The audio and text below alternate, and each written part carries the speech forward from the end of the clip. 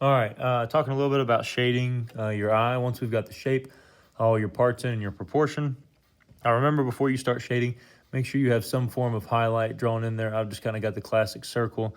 I generally put it where it transitions from your pupil to your iris, kind of overlapping both. The shape can vary. It can be circular, rectangular, whatever you need. But go ahead and make sure you have that outline now and really try your best through all the shading to make sure that highlight stays a pure white. And if it doesn't, we can go back in and erase and adjust. First thing that I generally do is I will take and make sure that my shape is good, and I will darken the outside ring. I've got my 5B pencil, and I'm going to go dark with it. And I will go dark on that outside edge and fade that in just a little bit. So it should be pretty wide. And I'm drawing a dark line up here and fading that down as well. So I've got a little cushion all the way around, thickening that line. I'm going pretty light pressure here. I go heavy on the outside, and then I go in just a touch.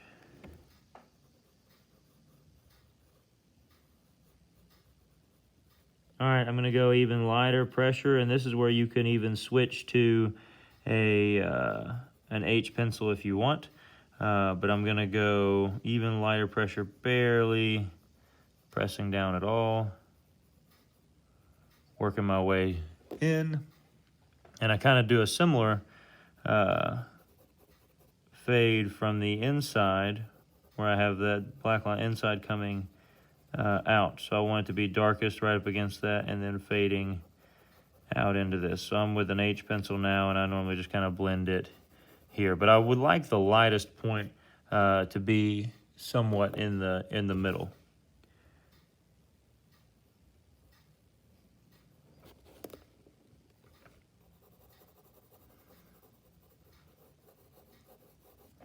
If you feel that you've overdone it, you can come in and kind of drag that eraser to fade that color zone back just a touch if you feel like you've gone too dark. I'm going to come in with that H and kind of fill the rest of this in. I'm getting lighter as I get to the center of that ring. And then at this very center, I'll be dark again, getting lighter as it comes to that middle ridge. I go ahead and take time now to kind of make sure I go around and darken around that highlight. So I'm ready to roll.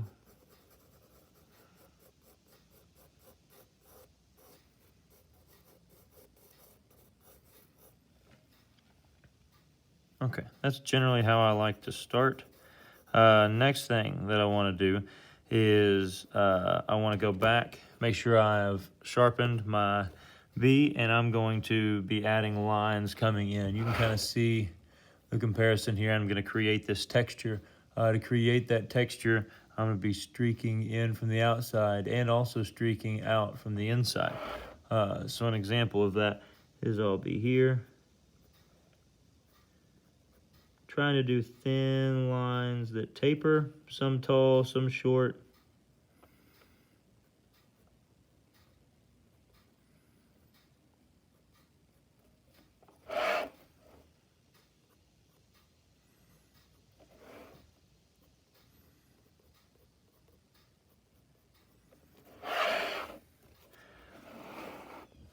I just kind of turn the page to be convenient for me, but I make sure I use a B on this one so they really stand out. I want those lines to be very visible. I just kind of do the tips of them up along the top here because you wouldn't see it one as long, so I make sure not to overdo it.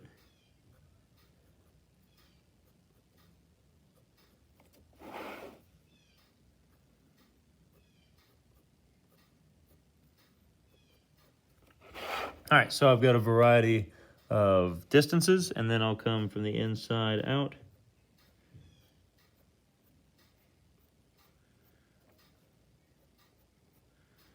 It's okay to have some of these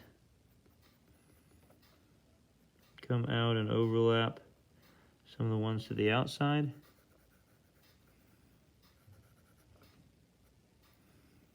Just don't have them all the same. Too robotic and it will look fake. So that's a general start that I go with. And then I'll come in and add like some random, dark marks along the center zone where it's lighter, just to kind of give it a little variety to the texture.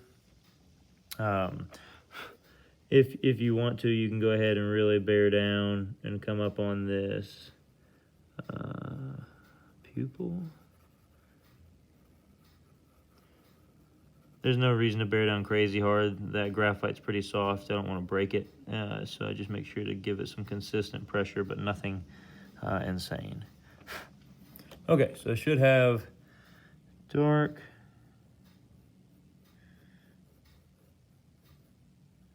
fading out to light.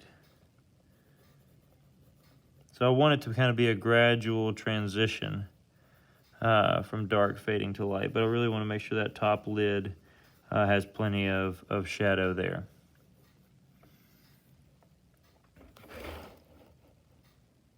So if need be, kind of how to take it to the next level is I like to come in and have some whiter streaks coming back into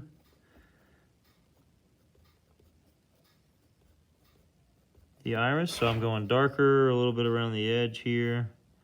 And then you can use your eraser. If you can't get a clean corner, I'm okay with taking a little snip off of this and just like trimming. So you get like a fresh corner there to use. And I use a very tiny corner to come in and just hit with some of these little streaks if I need to lighten up a touch.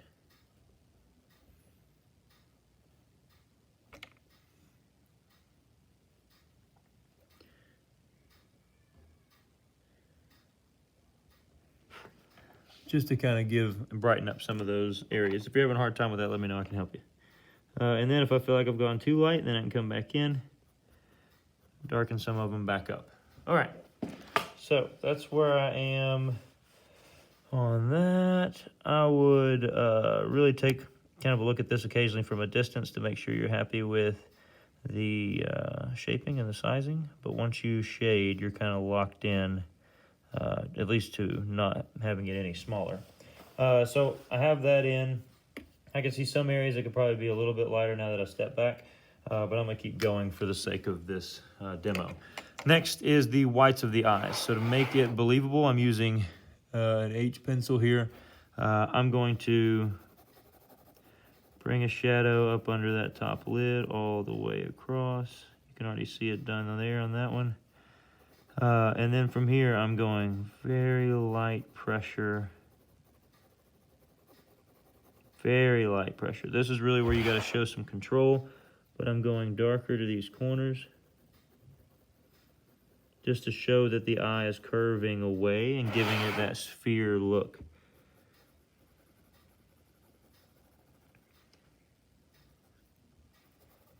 Kind of riding that curve, putting a little value in, and then I'm going to just fade in even lighter. The only real white of the eye that I want to have that's truly like paper white is the highlight. And then sometimes I'll leave a little bit of the white of the eye to the center purely white. But often I'll have some kind of faint value there.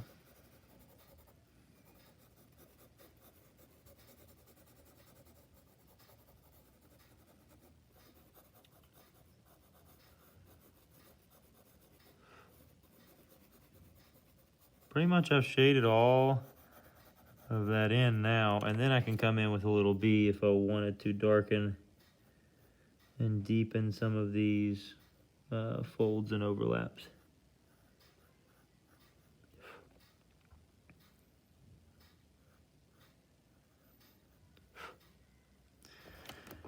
That's where I'll lay that in. I can then really come in and put a light hint of a vein in the eye, like doing nothing crazy.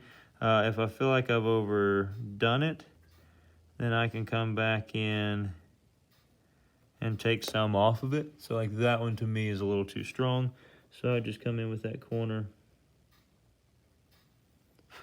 and fade it out a little bit to where it's a little less visible. That's just kind of my 2 cents. I'm fine to draw them in. If they come too strong, then just fade them out. Just drag that eraser over them.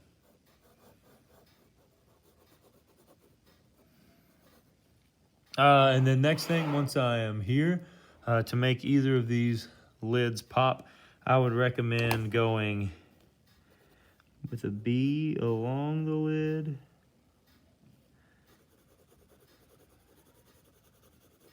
And then lighter pressure B above the lid. Lighter pressure B below the lid. Still using a sharp edge to define that line.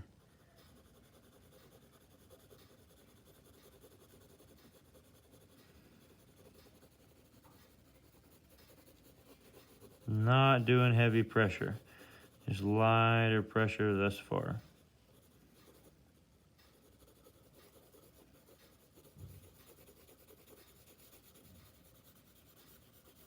You can see as I do that, it really makes that lid pop out quite a bit more. That's where I can change over to my H and come in and soften the edge of some of this.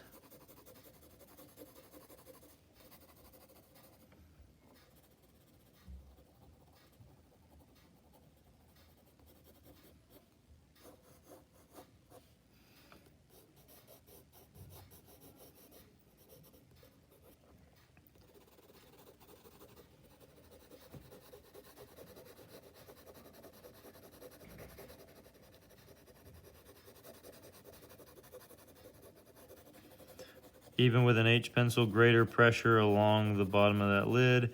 And then as I get out here, I'm really fading out to next to no pressure.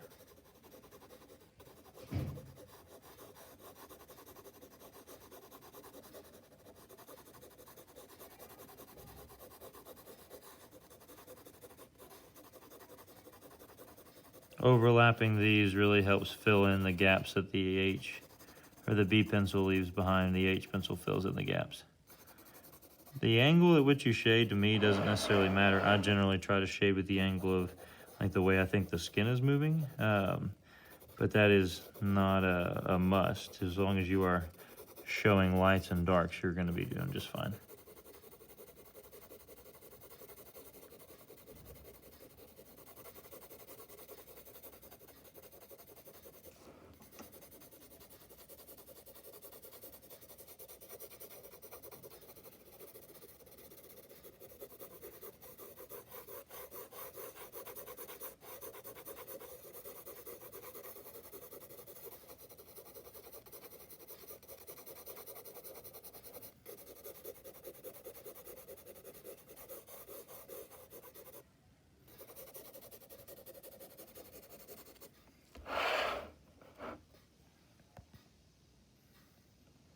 All right, so doing that dark shadow around really just kind of makes it pop out. It looks weird until you get more around it, and then you can kind of create like a skin tone with some of these different values. But we're getting there, we're getting there. So I would want to keep working on improving those little areas. If need be, you can go back in, you can always erase more, you can always work more to clean up little areas. But if you're unhappy with a zone, don't quit on it. That's my advice. Let me know, I can come help you, and then we can improve upon what you have completed. So that's kind of the basics. The final thing would be coming in and adding in those lashes.